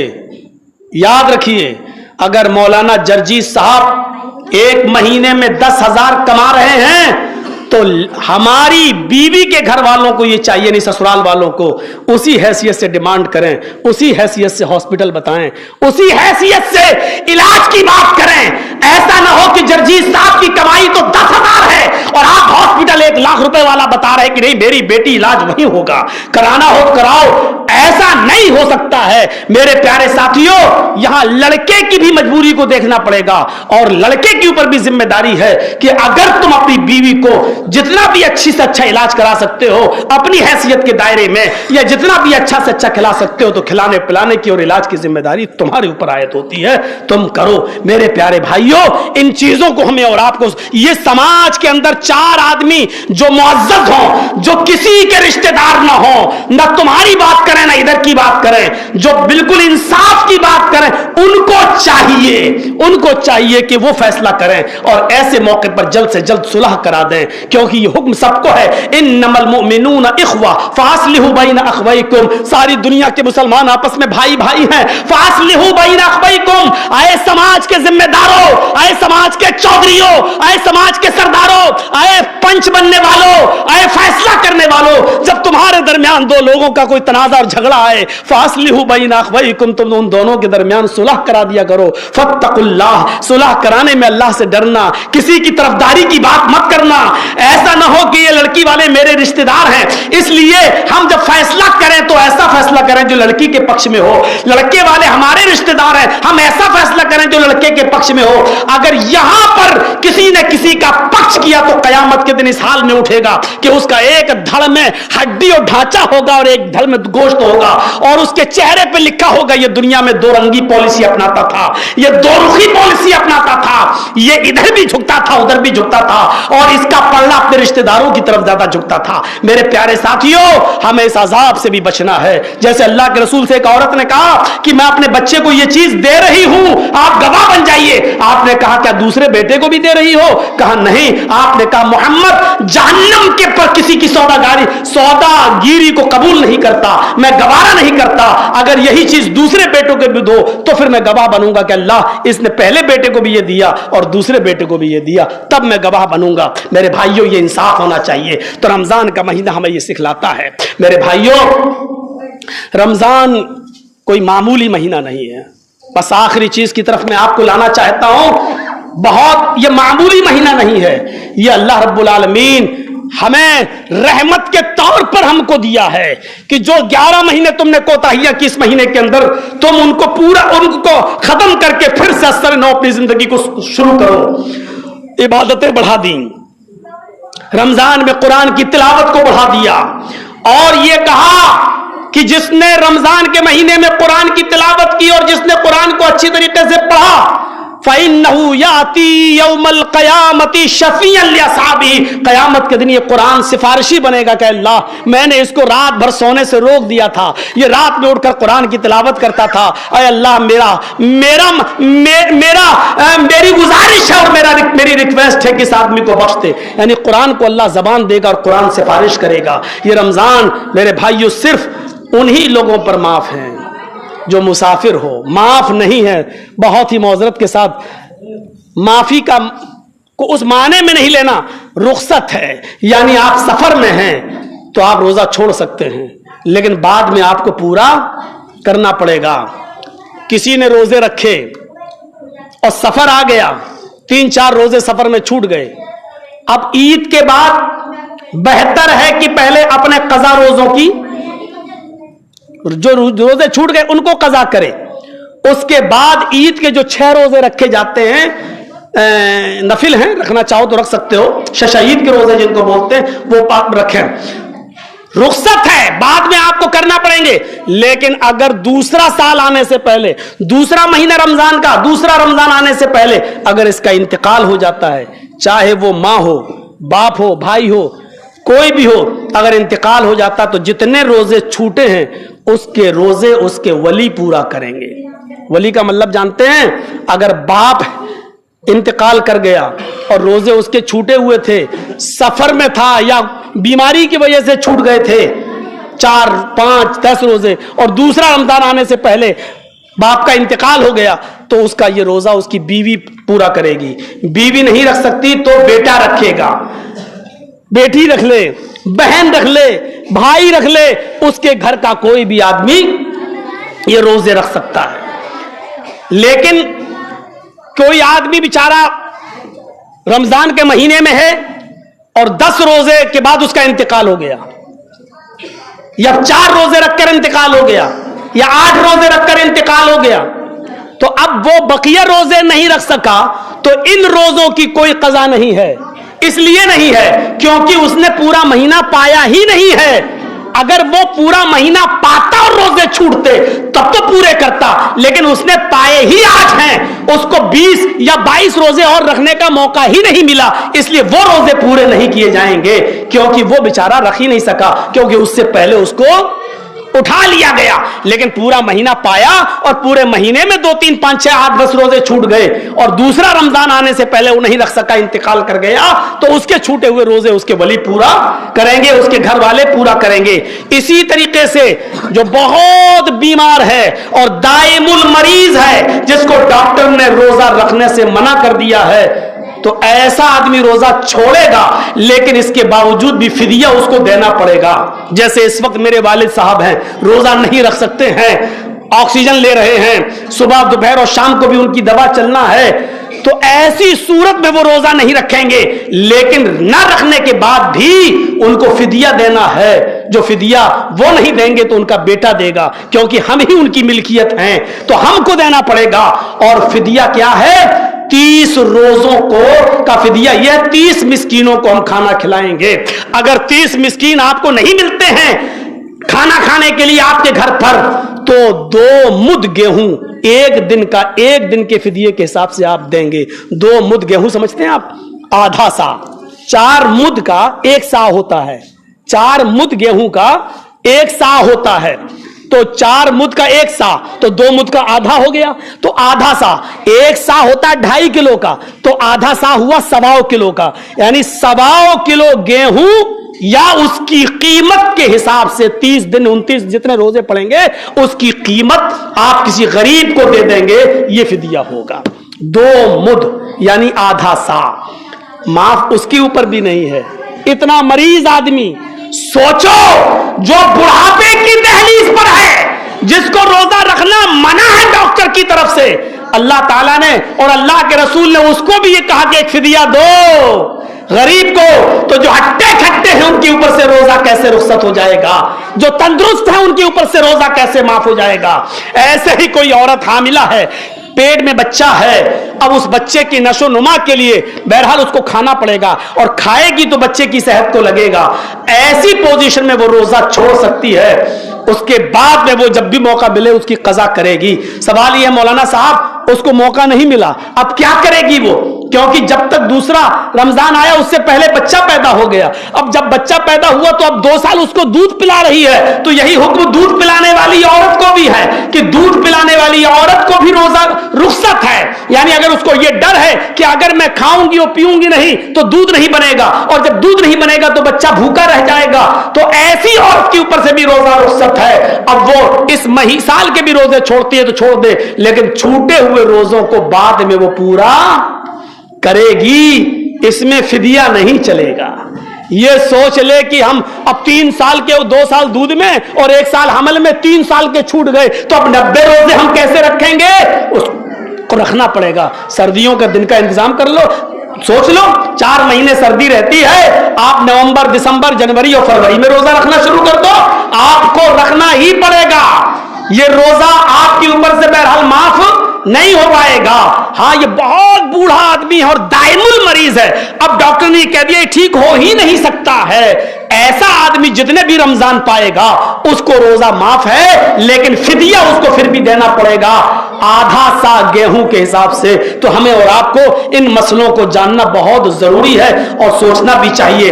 روزے کی حالت میں قے آ جائے, الٹی ہو جائے, اگر خود سے ہوتی ہے تو کوئی بات نہیں, روزے پر کوئی فرق نہیں پڑے گا.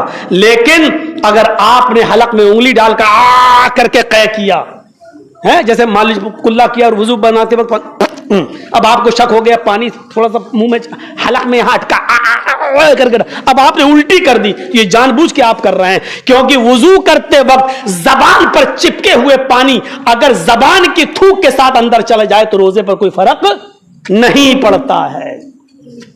روزے پر کوئی فرق نہیں پڑتا ہے. پچھلے سال ہماری شاہی مسجد میں کسی نے مسئلہ پوچھا تھا, ہمیں یاد آتا ہے, نام نہیں بتاؤں گا. یہی پوچھا تھا کہ مولانا صاحب زبان میں وضو بناتے وقت یہ پانی چپک جاتا ہے کلا کرتے وقت, اگر یہ تھوک کے ذریعے اندر چلا جائے تو روزے پہ کوئی فرق پڑتا ہے؟ میں نے اس سے کہا کہ کل بیٹا جمعہ ہے, کل میں جمعہ پڑھاؤں گا تو کل میں یہ مسئلہ بتا دوں گا. اس نے کہا آج ہی بتا دو. میں نے کہا کل بتا دوں گا تو سب کو پتا چل جائے گا. اس کے بعد میں ہمیں اس لڑکے کی ہسٹری پتا چلی تو جمعے کے خطبے میں آگے ہی بیٹھا تھا وہ شاہی مسجد میں. اب وہ سوچا تھا میرا مسئلہ آج مولانا حل کریں گے, تو وہ آگے ہی بیٹھا ہوا تھا. اور میں نے پچھلے سال جو رمضان کے مہینے میں خطبہ دیا, میں نے کہا ایسا مسئلہ پوچھنے والے لوگ بیچارے کتنے بڑے متقی لگ رہے ہیں. زبان میں اگر پانی لگ جائے تو حلق کے نیچے چلا جائے تو کیا کوئی فرق پڑتا؟ میں نے کہا یہ مسئلہ پوچھنے والے وہ لوگ ہیں جن کی بہنوں نے مولانا جرجیت سے آ کر شکایتیں کی ہیں. اگر بھائی اپنی وراثت میں سے اپنے بہن کو حق نہ دے اور مار لے تو اس کے روزے قبول ہوں گے یا نہیں, اس کی نمازیں قبول ہوں گی نہیں. یہ مسئلے وہ پوچھتے ہیں جو اپنی بہنوں کا حق مارے بیٹھے ہوئے ہیں اور اپنی وراثت میں سے اپنی بہنوں کو حق نہیں. اور تقویٰ کا معیار دیکھو کتنا بڑا ہے کہ اگر پانی تھوڑا سا حلق کے ذریعے اگر تھوک کے ذریعے اندر چلا جائے تو روزے پہ کوئی فرق پڑتا ہے یا نہیں؟ میرے بھائیوں ذرا غور کرو, ذرا اندازہ لگاؤ. حضرت عمر فاروق سے جب کسی نے طواف کرتے وقت کوفہ کے کسی آدمی نے پوچھا تھا کہ میں کوفہ سے آیا ہوں اور ایک مچھر ہے وہ حلق میں چلا گیا ہے, تو کیا وہ مچھر میرے منہ میں جو منہ کھولا جمائی آئی حلق میں چلا گیا, اب وہ مچھر تو مر گیا, اب احرام کی حالت میں مچھر تو مارنا بھی حرام ہے, تب دم یعنی خون واجب ہو جائے گا, تو کیا یہ مچھر جو میرے منہ میں جا کے مر گیا کیا اس پر میرا خون ہے؟ کیا اس پر ہمیں قربانی دینا پڑے گی؟ تو حضرت عمر فاروق نے کیا کہا تھا, ہم سے آج مچھر کو حلق میں لے چلا جائے تو اس احرام کا کیا حکم ہے؟ یہ مسئلہ وہ پوچھتے ہیں جن کے دامن پر حضرت حسین کا خون لگا ہوا ہے, حسین کے قاتل ہیں, جنہوں نے یعنی مگر مچھ کھا رکھے ہیں, وہ پوچھ رہے ہیں مکھی کو مارنے کا کیا کوئی گناہ ہے کہ نہیں ہے؟ میرے بھائیوں ذرا غور کرو, جنہوں نے اپنی بیٹیوں کا حق مارا ہے آج وہ پوچھیں, شادی کر دی جاؤ بیٹی ہو گئی, اپنی بیٹیوں کا حق جو اس میں مارے پھر رہے ہیں, وہ پوچھ رہے ہیں مولانا صاحب حلق کے پانی تھوک کے ذریعے اندر چلا جائے تو روزے کا کیا حق ہے, روزے کا کیا حکم ہے؟ اور سن لو 50 لاکھ کا بھی جہیز دے دو گے اپنی بیٹی کو تب بھی آپ کی وراثت میں وہ حقدار رہے گی.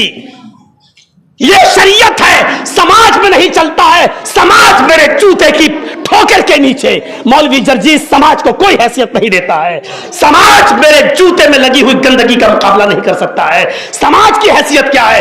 سماج میں کیا چلتا اور کیا نہیں چلتا چھوڑ دو. سماج میں کیا چلتا ہے؟ سماج میں تو نیتاؤں کے یہاں لوگ جا کر روزہ افطار کرتے ہیں, غیر مسلموں کے یہاں, اور جب سب کچھ نہیں ملتا تو ڈیگوں میں کود کر کھیر تک چاٹ کے آتے ہیں غیر مسلموں کے یہاں. سماج میں تو یہ بھی برائی ہے. ہمیں نہیں معلوم ہے شیو پال نے کرایا تھا روزہ افطار اور کیا ہوا تھا, اور اس دن کے بعد سے روزہ افطاری بند کرا دیا تھا. اور یہی قوم تھی جب ختم ہو گیا سب کچھ تو ڈیگوں میں کود کر جنہوں نے आखिर तक चाहती थी। मेरे भाइयों, समाज में तो ये बुराई भी पाई जाती है, तो क्या ऐसे समाज को हम अपने सर पर रख के ढोएं? ऐसा समाज शरीयत के आगे जूते की नोक पर है। समाज की कोई हैसियत नहीं है मेरे प्यारे साथियों। 50 लाख का नहीं, 1 करोड़ का भी जहेज दे दो, बाप के मरने के बाद लड़की बाप की विरासत में हकदार रहेगी। लड़के से आधा हक उसको मिलेगा।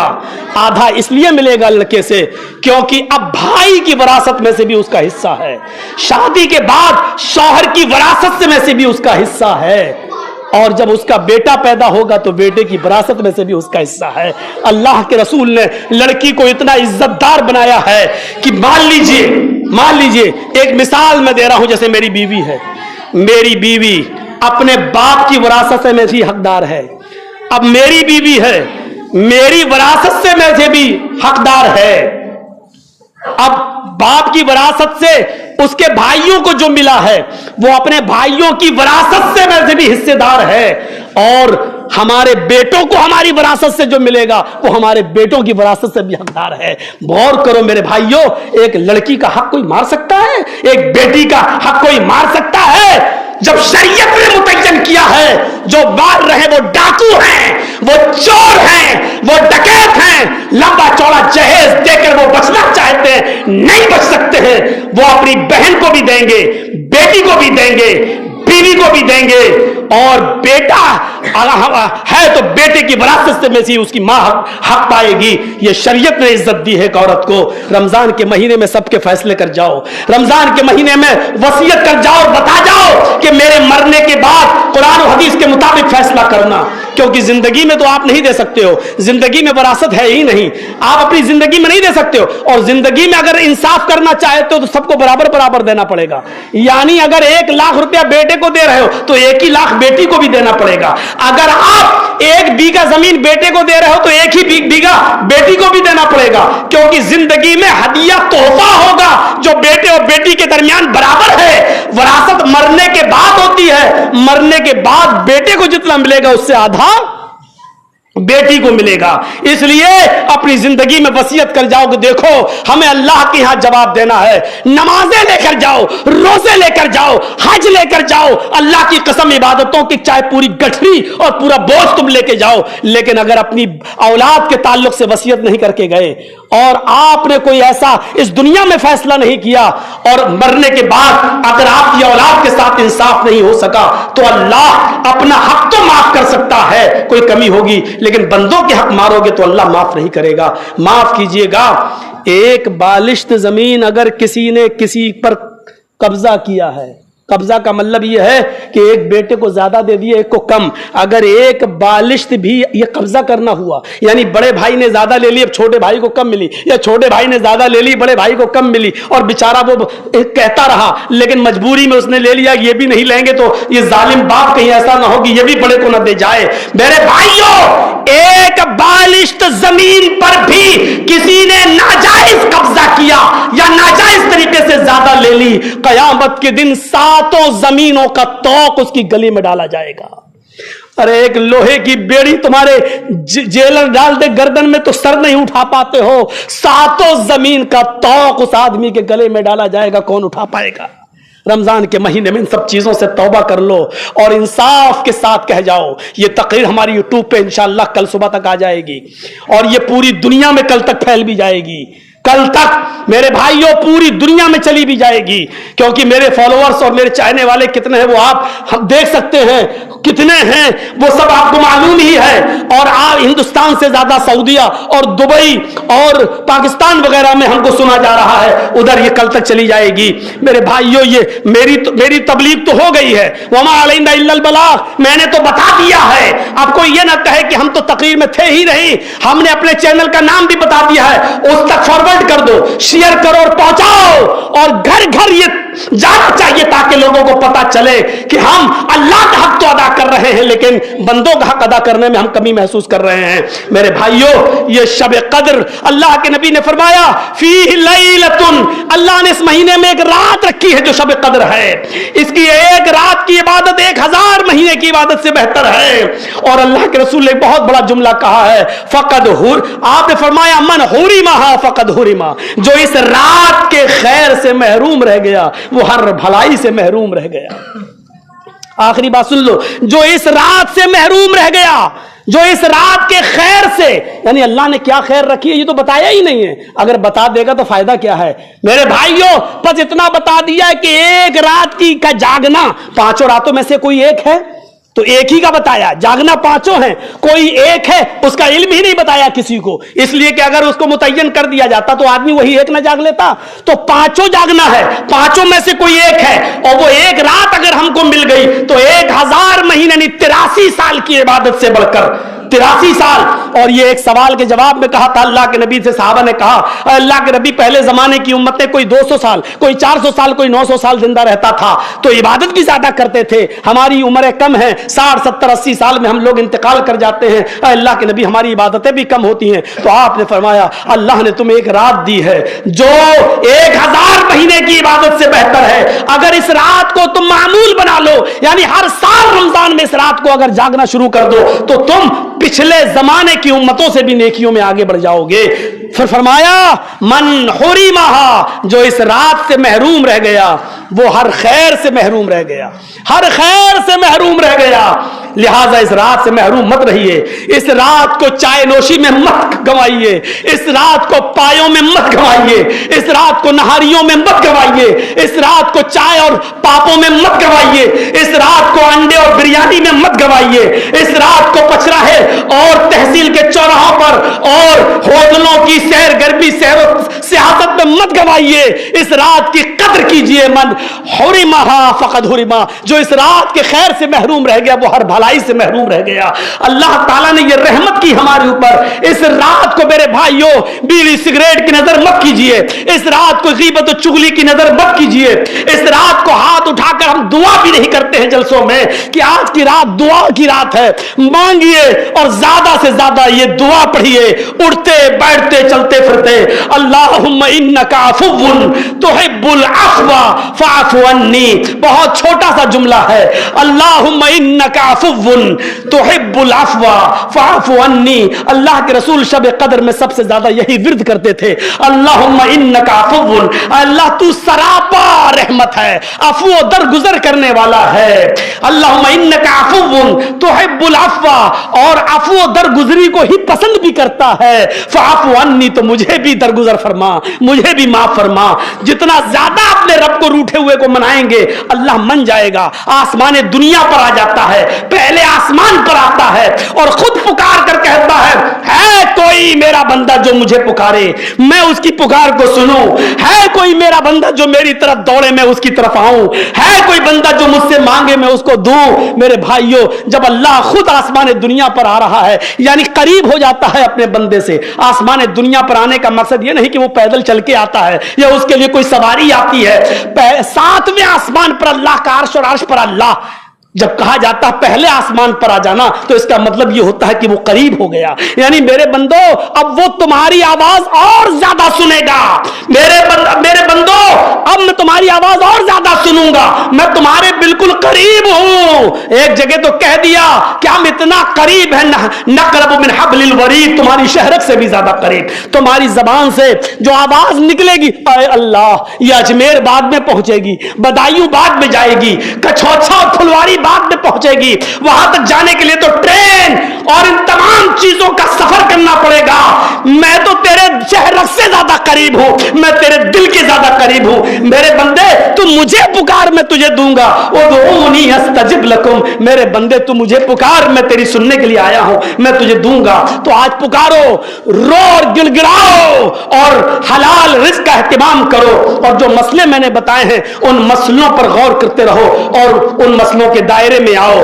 میرے بھائیوں روزے کی حالت میں اگر تھوڑا بہت ڈاکٹر کہہ دے کہ بلڈ چیک کرانا ہے تو 2-4-5 ml بلڈ نکلوانے میں کوئی حرج نہیں ہے، آپ بلڈ کی جانچ کروا سکتے ہیں۔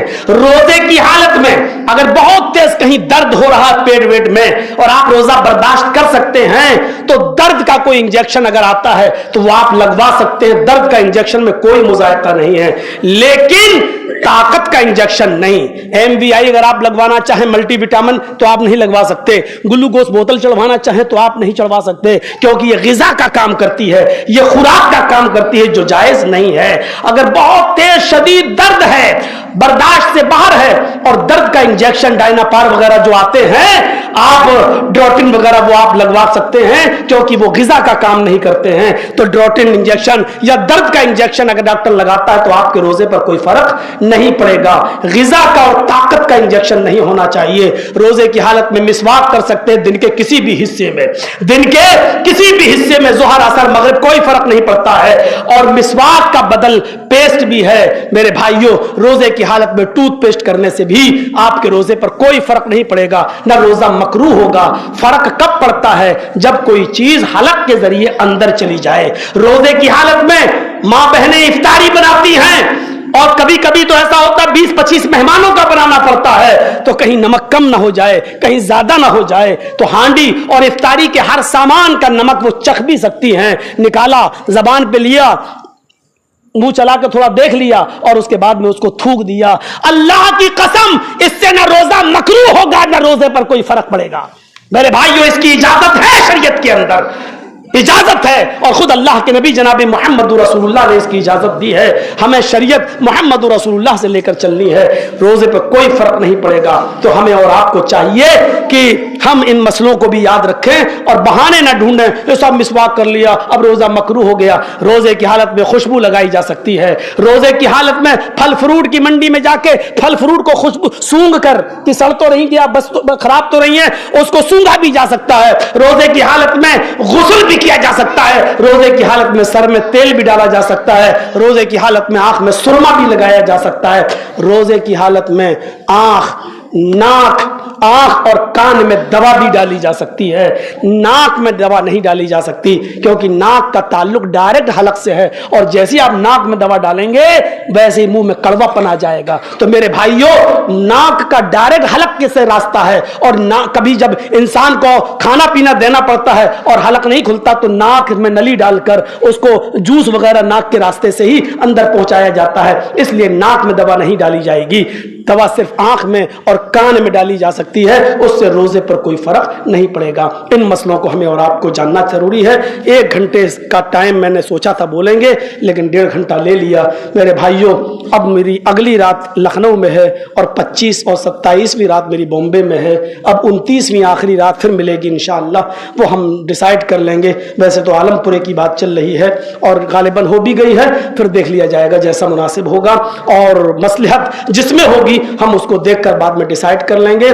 پھر اللہ تعالیٰ سے دعا کریے کہ اللہ تعالیٰ ہمیں اور آپ کو کتاب و سنت پر چلنے والا بنائے, تقویٰ ہماری زندگیوں میں پیدا فرمائے, ہمیں قرآن و حدیث کے مطابق روزہ رکھنے کی توفیق عطا فرمائے. ہمیں ان مسئلوں کو جو بتایا گیا ہے کتاب و سنت پر مبنی, اللہ رب العالمین ہمیں ان مسئلوں کو جاننے کے بعد اس کے پر ہمیں عمل کرنے کی توفیق عطا فرما. اور اے اللہ, جب تک تو ہمیں زندہ رکھ, اسلام پر زندہ رکھنا, اور جب ہمارا خاتمہ ہو تو ایمان پر ہمارا خاتمہ فرمانا. وما علینا الا البلاغ المبین.